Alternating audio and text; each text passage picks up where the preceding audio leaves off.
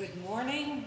I am Fern Beck, Chair of the Membership Committee. We welcome you all to First Church, whether attending for the first time, online, or in this in-person gathering together. And I wanted to give a big welcome to the Newburyport UU Church and their class on Crossing Paths. Welcome. All right. Those of you visiting for the first time, we are a friendly lot, and we encourage you not to be shy at coffee hour and introduce yourself or to any one of us. And to learn more about First Church or Unitarianism, please visit firstchurchboston.org or contact Reverend Stephanie or myself or my membership team during the coffee hour, which immediately follows our service. And today, for a few announcements. Those of you that want to donate by text, it's a new number, and 855-537-2170. You'll receive a confirmation in the mail. It's easy to do, and magic with your phone here if you'd like. And then do help us brighten up our church, and many of you know that you can donate to a special person or cause, flowers. And then what you would do, though, is you would sign up, and then you would send a $100 check to the office, and so that we know what date you want. And then any other questions about the flowers, you have the announcement there. So I really want to thank all of you for being among us. This is such an exciting year for us. Oh, and I have an announcement for membership. We're still looking for, and not still, we are looking for 2 enthusiastic people that want to be on the membership committee to add their voices and their expertise. So see me or Jolie or Ben or Margaret. So there you go. All right, thank you so much. And let our service begin. Thank you, sir.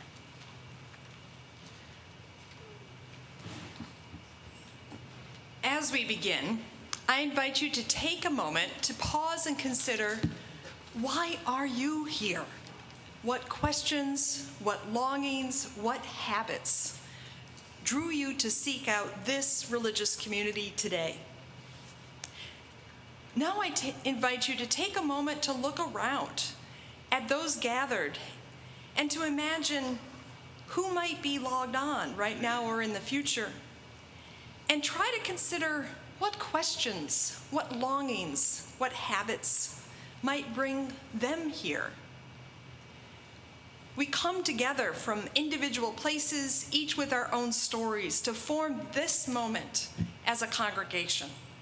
May this shared experience nurture and widen each of us and all of us as we seek out meaning and connection in our lives. Our opening hymn is a classic, number 360, Here We Have Gathered. Please rise in body or in spirit as we sing together.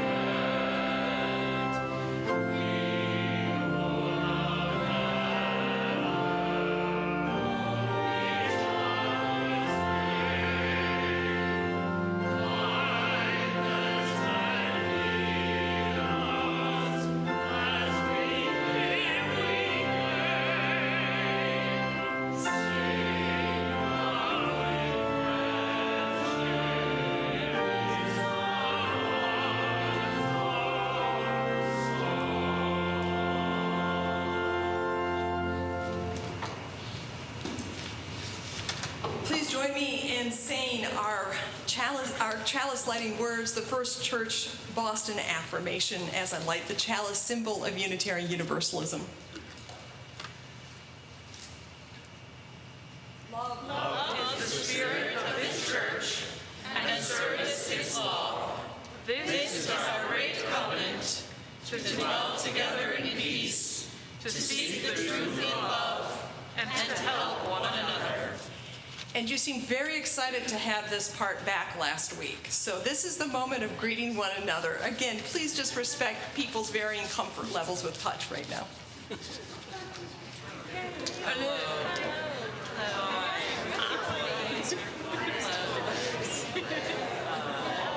I always love this.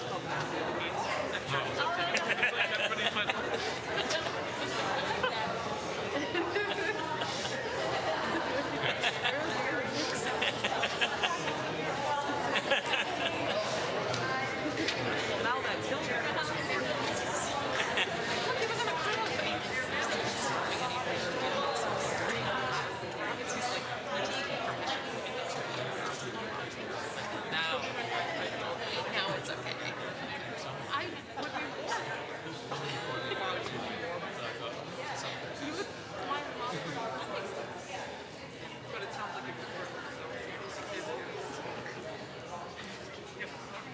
Thank you for being here. There'll be more time to chat and coffee hour, I promise.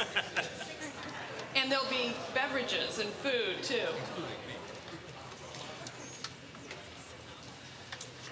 So for our Time for All Ages today, I wanted to tell a story about Yom Kippur, which starts at sundown this evening. As Unitarian Universalists, we are a tradition that honors many different sources for religious inspiration. Today's story is Sammy Spider's First Yom Kippur by Sylvia Bruce, illustrated by Catherine Janice Kahn, and published by Carbon Publishing. And I know you can't see the pictures. The choir might be able to. You guys can go. Okay. Sammy Spider was relaxing on his web in the Shapiro's house when suddenly Josh burst through the front door blowing a horn he had made at school. Sammy the Spider jumped at the noise. "Mother," shouted Sammy, "what is Josh blowing?" "That's a shofar, Sammy. The rabbi blows shofar at Rosh Hashanah services to welcome the new year. The shofar is also sounded at the end of Yom Kippur." "What is Yom Kippur?" asked Sammy. Yom Kippur is a holy day when people tell each other they are sorry for saying or doing something hurtful.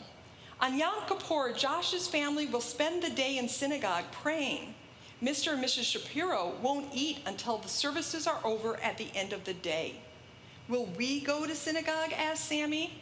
"Silly little Sammy. Spiders don't go to synagogue. Spiders spin webs." Josh placed his little shofar under the honey dish on a shelf, next to the family's large curvy shofar. "Can I have a shofar to blow?" pleaded Sammy. Mrs. Spider laughed. "Silly little Sammy.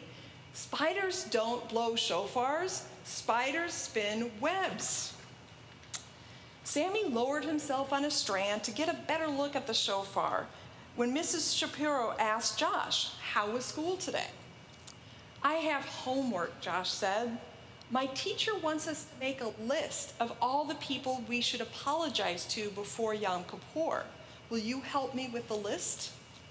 "We'll do it after dinner," Mrs. Shapiro suggested. "While I set the table, why don't you put your toys away and put your ball outside?" Well, Josh picked up the ball and then bounced it on the floor, and Sammy scrambled up his web as the ball came towards him. Josh dribbled the ball a few more times and it bounced even harder. Sammy's web began to shake. It felt like he was on a trampoline. Mr. and Mrs. Shapiro rushed in to see what the noise was. And just as Josh's ball bounced and hit the shelf, knocking the honey jar down and the shofars off the shelf, and Sammy's web snapped loose. "What happened?" his parents said.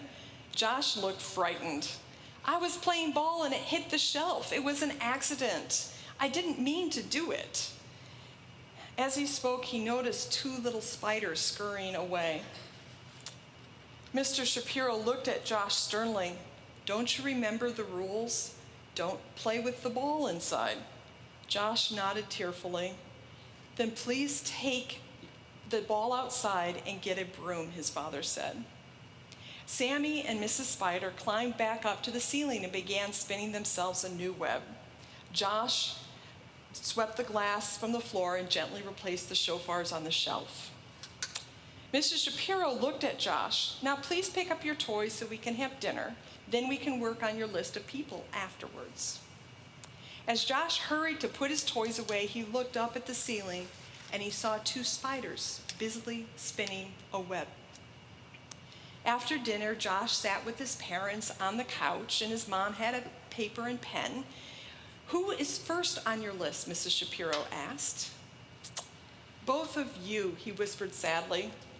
"I'm sorry I didn't put away my toys when you asked me to, and I'm sorry that I bounced the ball inside when I knew I shouldn't, and I'm sorry I broke the honey dishes and knocked the shofars off the shelf." Josh's parents gave him a hug. "We accept your apology," they said. "There's one more thing I want to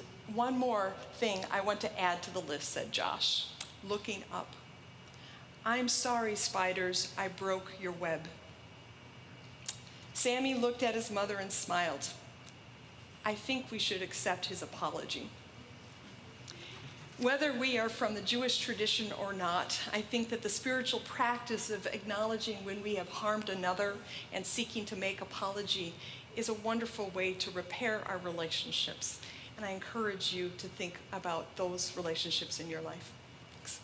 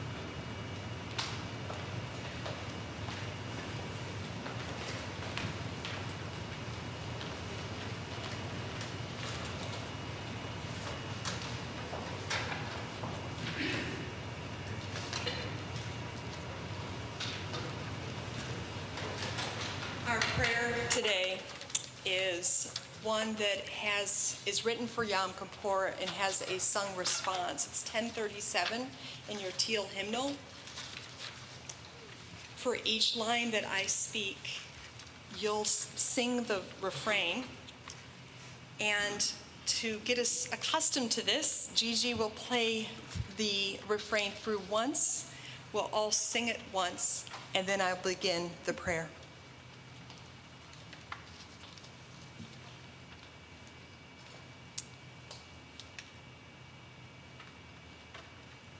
Gigi can play it through once. There she comes. I was sure she was doing organ or piano. Thank you, Gigi. No problem.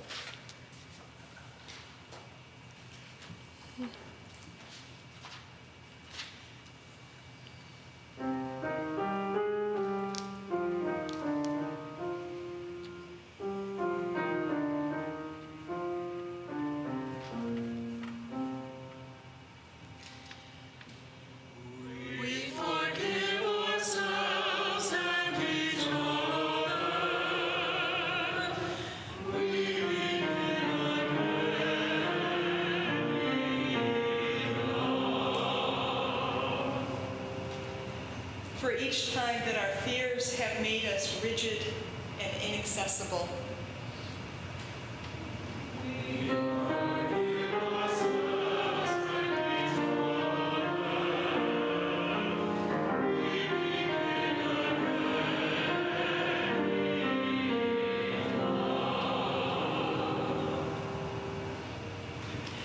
For each time we have struck out in anger without just cause.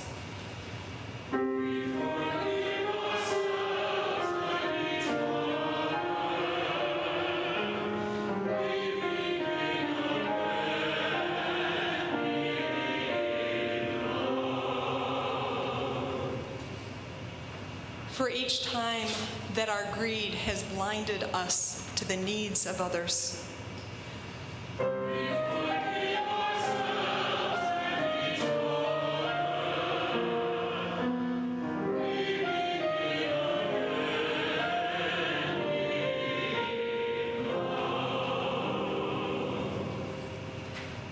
For the selfishness that sets us apart and alone.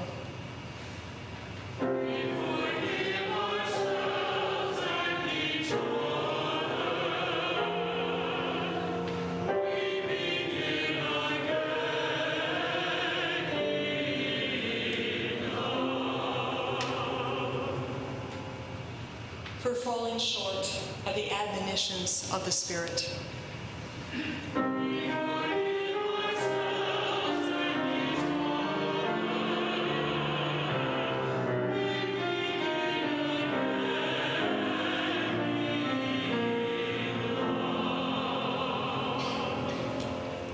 For losing sight of our unity.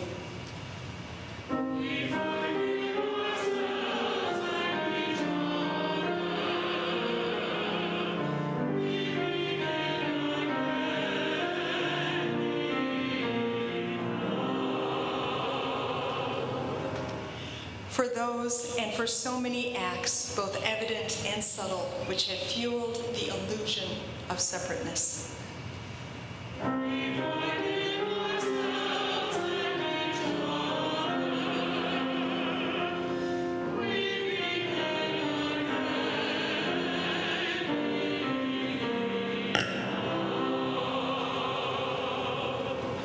In that spirit of love and forgiveness, please join me in a moment of stillness.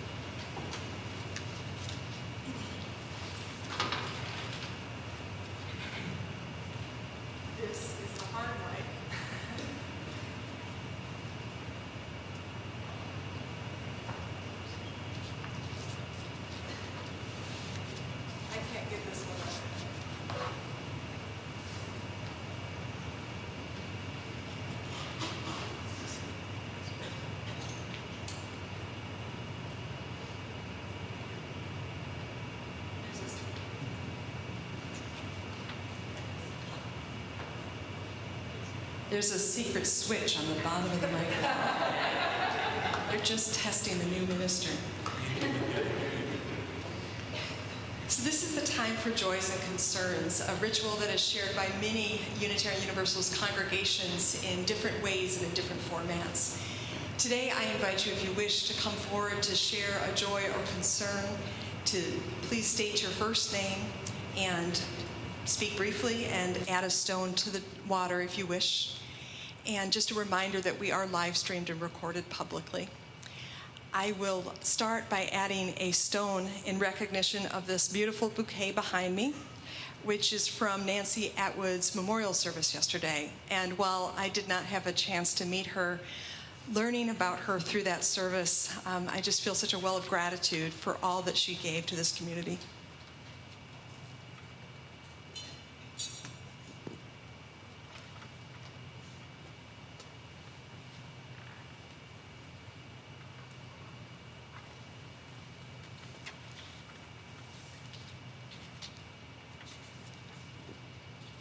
Good morning, I'm Lynn, and my joy is to thank Gigi for our wonderful music and to wish her a happy birthday.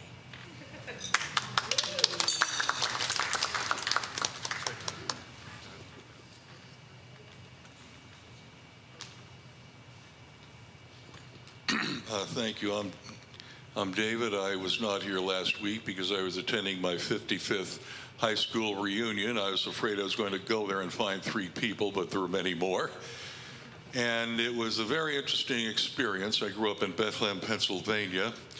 I drove around and looked at places I knew, and I realized the city had changed, and so had I. I don't remember which philosopher said the one constant in the world is change, and we change, and it is best to embrace it rather than try to ignore it. So that's my profound thought for the day.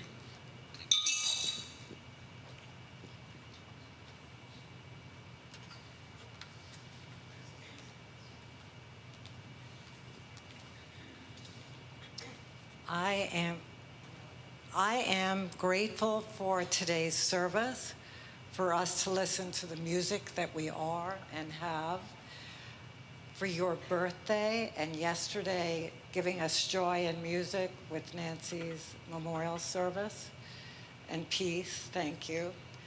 And for all of you, it's been really a special 2 days, so thank you. And follow the directions. There you go. All right, I gotta say something. Hard to shut me up. It's the conductor in me. I want to say thank you to all of you. You felt like you're really a family to me. This is my 3rd year, and I know I would say I know all of you by now, if not a little, but some very much. And I'm enjoying getting to know my new partner in crime over here, who is a lot of fun with planning, and there's always something new and exciting to explore.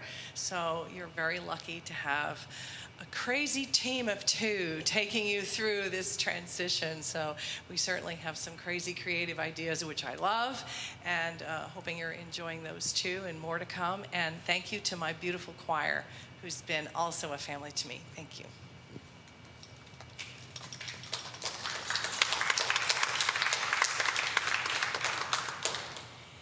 And I will add a final stone for all the unspoken joys and concerns you hold in your hearts.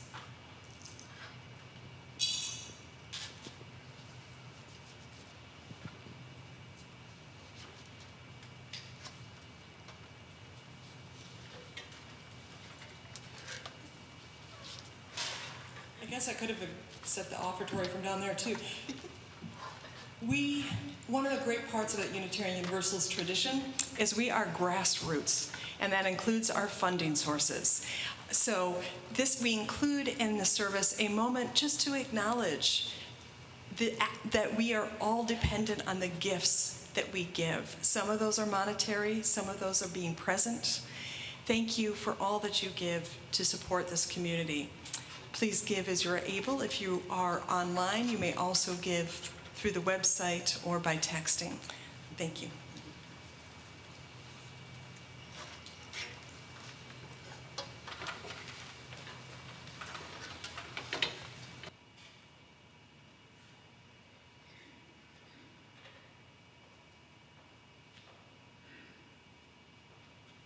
If you'd like to support the work of this church with a financial donation, you may visit our website at www.firstchurchboston.org. You can also send a contribution via text. The new number is 855-537-2170. Text a number representing your dollar amount, 5, 10, 20, etc. to, and you will receive a confirmation by email. Thank you.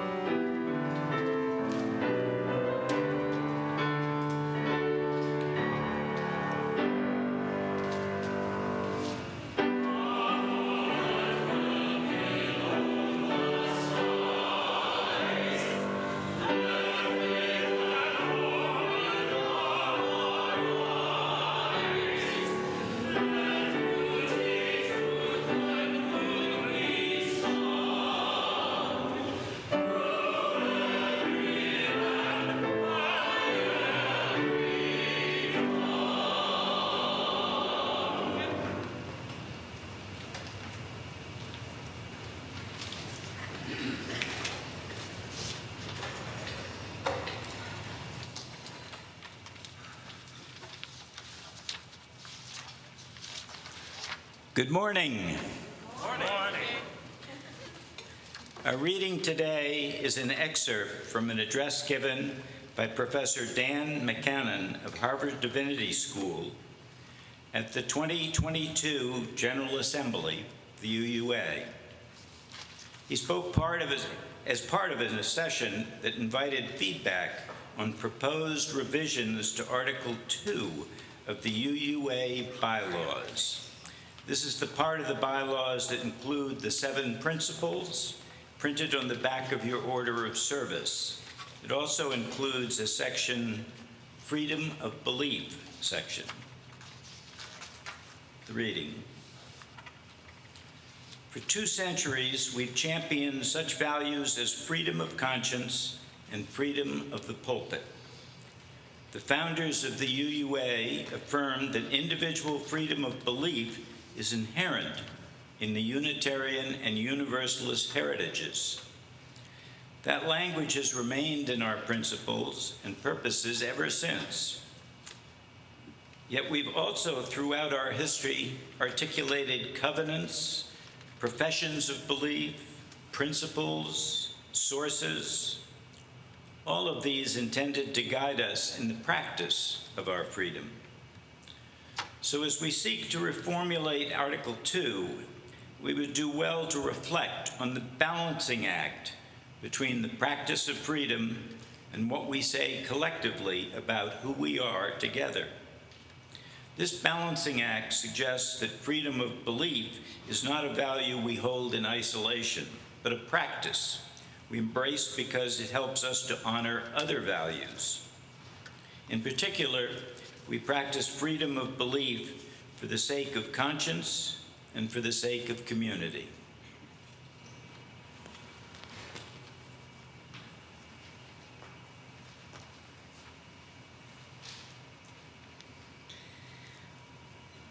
Last Sunday evening, I had the privilege of sitting down with a group of teenagers from the Unitarian Universalist Church in Newburyport to talk about our shared religious tradition. They, like many other UU teens, are beginning a year-long journey exploring different religions, starting with their own. My own son did this as a middle schooler years ago, and perhaps you or your child also did something similarly. I love that Unitarian Universalism seeks to teach our youth about the diversity of religion. And I love that in the Coming of Age program for teens, we ask them to consider and name their own deepest values or religious understanding. When I was a teenager growing up in a conservative Christian church of the Dutch Reformed persuasion, my religious education was a bit more rigid.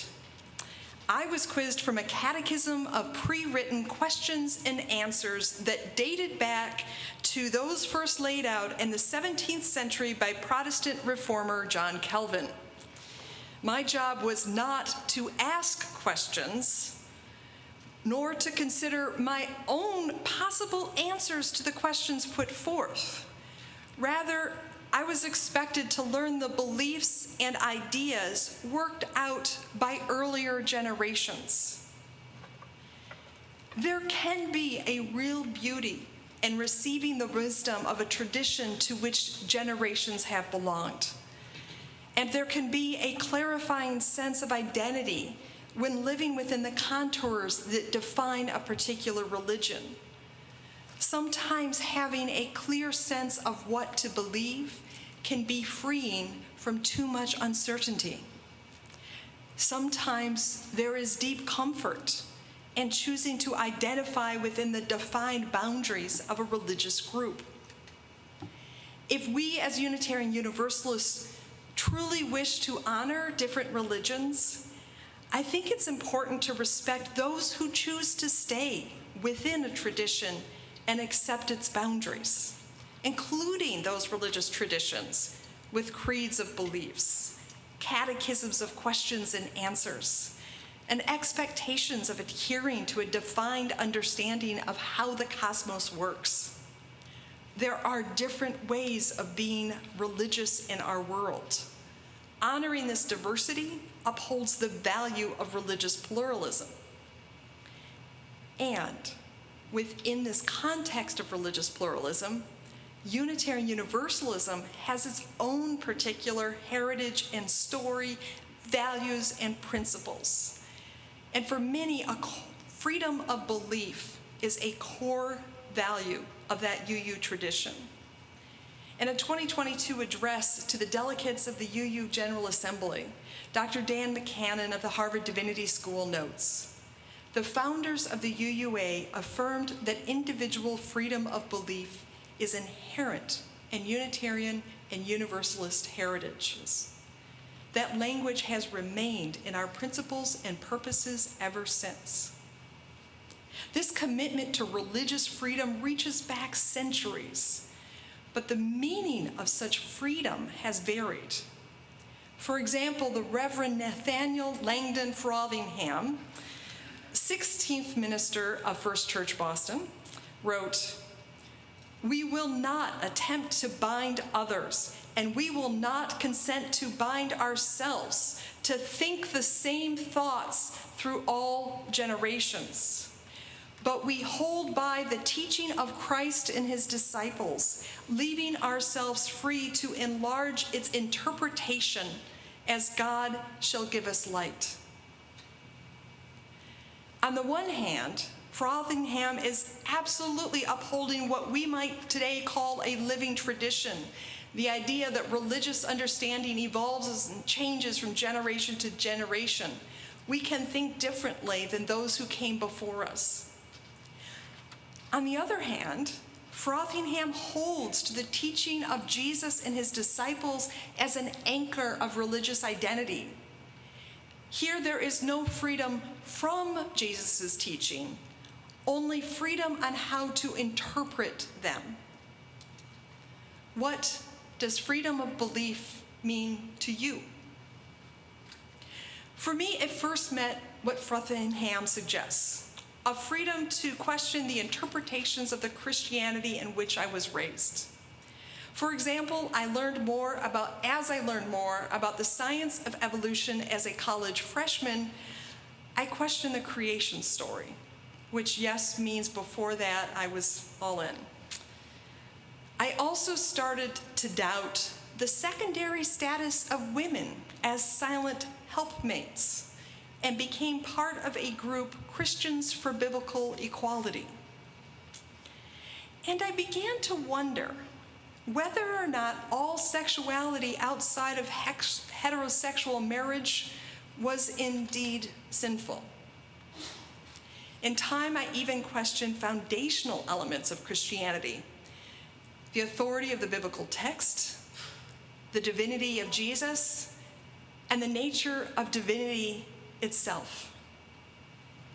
Such freedom to question, to seek out one's own answers and understanding is why I became a Unitarian Universalist. For me, I needed a religious tradition that embraced questioning. And as I've listened to many other UUs over the years, I know I am not alone in valuing this core aspect of the tradition.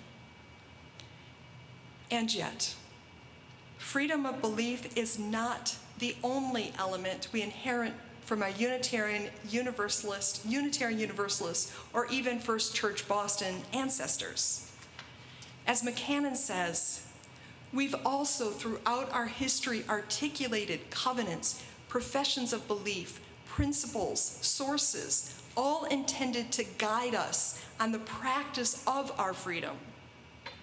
Indeed, our own First Church heritage includes the historic 1630 covenant, as well as the long-standing practice of reciting the Reverend James Villa Blake's 1894 covenant, printed in the order of service as the First Church Boston Affirmation. Such statements and covenants point to the places of shared values and mutual agreement of purpose. And as a member congregation of the Unitarian Universalist Association of Congregations, or the UUA, we have signed on to affirm and promote the 7 principles articulated in Article 2 of the UUA bylaws. These principles appear on the back of the order of service, as well as in our hymnals and on a poster in the narthex as you enter the building. For many years, these principles have helped UUs cultivate shared language about who we are and what we stand for. And because we are a living, evolving tradition, we, the UUA member congregations, are in a process of questioning whether or not the current language of Article 2 continues to reflect our shared understanding. New language for Article 2 received preliminary approval last June by delegates from hundreds of congregations at the General Assembly.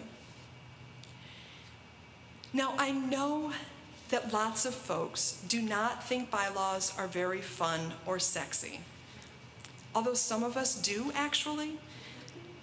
I can hear some of your brains thinking, why do I care about a UUA bylaw revision? Well, maybe you don't. But I do think there are two sets of important questions to explore for all of us. One, what do I believe? What are my foundational values or principles that guide my living and shape my conscience? And two, what values or principles do I believe are shared among the members and friends of this congregation and with UU congregations beyond our own? The current proposal to revise Article 2 simply invites us into these two sets of questions. What do I believe? What do I share with other UUs? To reiterate, a commitment to the freedom of belief is part of both the present and proposed Article 2. To many of us, this commitment is crucial to maintaining our connection to this living, questioning tradition. Yet, as McCannon reminds us, our tradition has long sought a balance between this commitment to freedom and what we say collectively about who we are together. This balancing act between freedom and community identity can be a challenging one. Sometimes I have heard UUs only emphasize a freedom to believe whatever you want without also considering the ways we affirmed shared values and principles. As an alternative to this idea of UUs as believing whatever they want, McCannon suggests it would be better to say that we are free to believe whatever our consciences require us to believe. We are free to believe whatever our consciences require us to believe, even if that's different from what our parents taught us, or what our neighbors believe, or what we ourselves desperately wish we could believe. When I first began questioning the interpretations of the Christianity my parents had taught me, it was painful. There were heated exchanges and tears. At times, I felt both the weight of their disappointment in me and their fear for me as I followed my conscience to new and different ideas, beliefs, and values. It would have been easier just to believe as they did. Following one's conscience can lead us to hard paths. To illustrate this hard road of conscience, McCannon lifts up two stories. One of Egbert Ethelred Brown, who could have easily just been ordained as an African Methodist Episcopal minister. Instead, Brown followed his Unitarian theological convictions into a tradition that did ordain him in 1920 as the first African American minister, but nonetheless also consistently undermined his success in ministry. In another story, William Ellery Channing's decision to preach against slavery alienated both some of his congregants and his family, both of whom were enriched by enslaving others. McCannon emphasizes to suggest that Brown and Channing were free to believe whatever they wanted dishonors the real price they paid for following their consciences. Following one's conscience can be a hard and lonely path. And yet, following one's conscience also requires community, insists McCannon. Only by being in contact with people whose experiences enlighten or challenge our understanding can we truly make conscientious choices. There is no real choice without encountering different points of view beyond our own. Being in community makes us aware of the experiences and ideas of others. Community challenges us to name our own beliefs, values, and reasons for the choices we make. When we are part of a Unitarian Universalist congregation, we are free to ask questions, to challenge inherited beliefs, and to follow our conscience. And as a part of community, we are also challenged to balance these practices of freedom with our church affirmation to follow the law of love, to dwell in peace, to help one another. Together, the balancing act of freedom and community asks us to explore how to love each other in our shared values and in our disagreements. And I know we will disagree. The balancing act also asks us how to find peace with those who have harmed us or whom we have harmed. Like the boy Josh in today's Yom Kippur story, learning to say, I'm sorry. To be part of a UU community is to learn how to exercise freedom and how to be in relationship with others. The freedoms of belief and conscience affirmed in Unitarian Universalism are a real gift to many of us.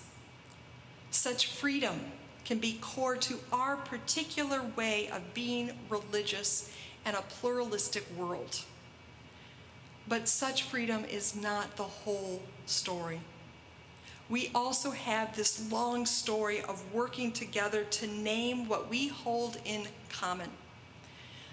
Although we may still have disagreements, shared values such as love can also guide how we disagree and when we say, I'm sorry.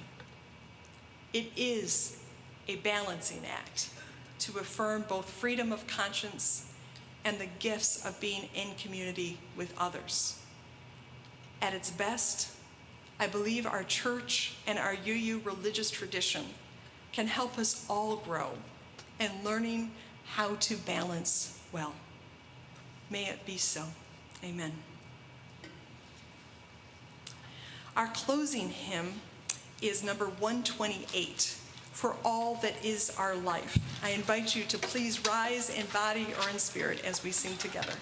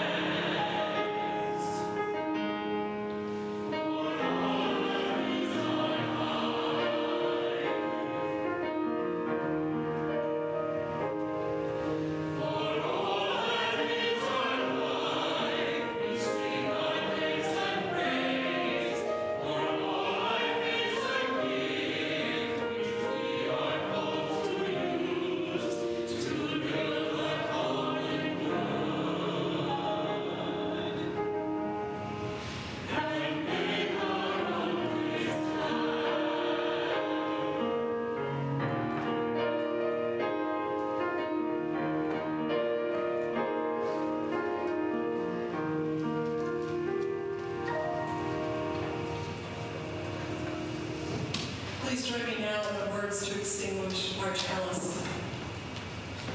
Extinguish this flame, but not the light of truth, the warmth of community, or the fire of commitment. These we carry in our hearts until we are together again. As we go now into a world full of beauty and brokenness, may we hold fast to our faith in the flourishing of life, the abundance of love, and an ever more inclusive we.